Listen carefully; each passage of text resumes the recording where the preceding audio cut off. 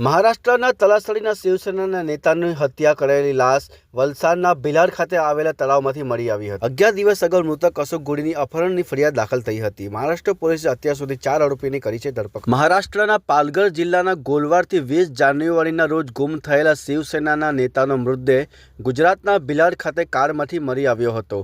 શિવસેનાના નેતા અશોક ગોડી ગોલવાડથી 20 જાન્યુઆરીના રોજ ગુમ થયા હતા, જેમની ફરિયાદ પરિવારે પોલીસ મથકે કરી હતી।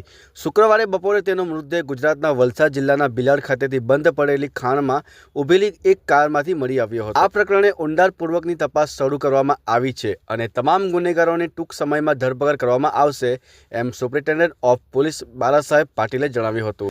ગુરુવારે આકાશ અને તેની માતાએ અશોક ગોડીના ગુમ થયા પાછળ તેના ભાઈનો હાથ છે એવી શંકા વ્યક્ત કરી હતી। આ પ્રકરણે પોલીસે જરાય ગંભીર નથી। બંને ભાઈઓ વચ્ચે અવારનવાર ઝઘડો થતો હતો અને મારા પતિને હંમેશા ધમકીઓ આપવામાં આવતી હતી। એક કાર અકસ્માતમાં તેમની મારી નાખવાનો પ્રયત્ન પણ કરવામાં આવ્યો હતો। તેમનો ભાઈ લિક્કર માફિયાનો ભાગ છે એમ મૃતકની પત્નીએ જણાવ્યું હતું। તેની તરત જ ધરપકડ કરવામાં આવે। શરાબની ગેરકાયદેસર પ્રવૃત્તિ બાબતે મારા પતિએ ઘણી વખત ફરિયાદ કરી હતી। મુખ્ય આરોપી વિરુદ્ધ ગુજરાતમાં કેટલાક કેસો નોંધાયા છે એમ પણ મૃતકની પત્નીએ જણાવ્યું। આ નેતાની હત્યા પ્રકરણમાં કોણ મુખ્ય આરોપી છે તે તપાસમાં પોલીસ જોતરાઈ ગઈ છે। ત્યારે જોવાનું રહ્યું આવનાર સમયમાં કોણ છે આરોપી અને કોણ હતું આ હત્યા પાછળનું मुख्य कारण। बेपत्ता असणारे अशोक गोडी यांच्या बाबतीतले तपास हा चालू होता। आमचे साधारणतः 8 पथकं स्थानिक गुन्हे शाखा आणि स्थानिक पोलीस यांच्या माध्यमातून वेगवेगळ्या राज्यांमध्ये तपास करत होती।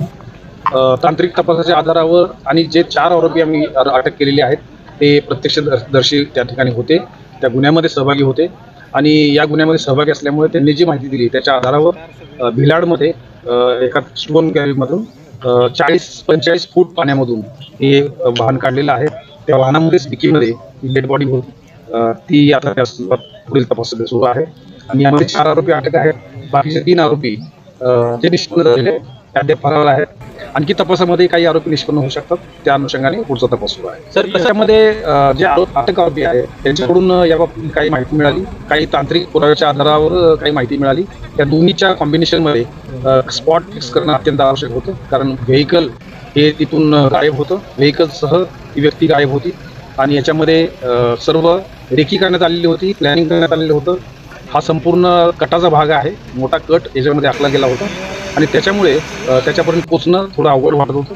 परंतु आमच्या टीमने रात्रंदिवस मेहनत करून साधारणतः गेल्या 4-5 दिवसामध्ये या संपूर्ण तपासाचा जो शेवटचा भाग आहे ज्याच्यामध्ये डेड बॉडी आणि वाहन हे शोधणं अत्यंत महत्त्वाचं होतं आणि ते आज मिळालेलं आहे। सर, त्यांचे वडील मिसिंग आहेत अशा स्वरूपाची तक्रार होती। त्यानंतर आम्ही अपहरणाची तक्रार दाखल करण्यात आली।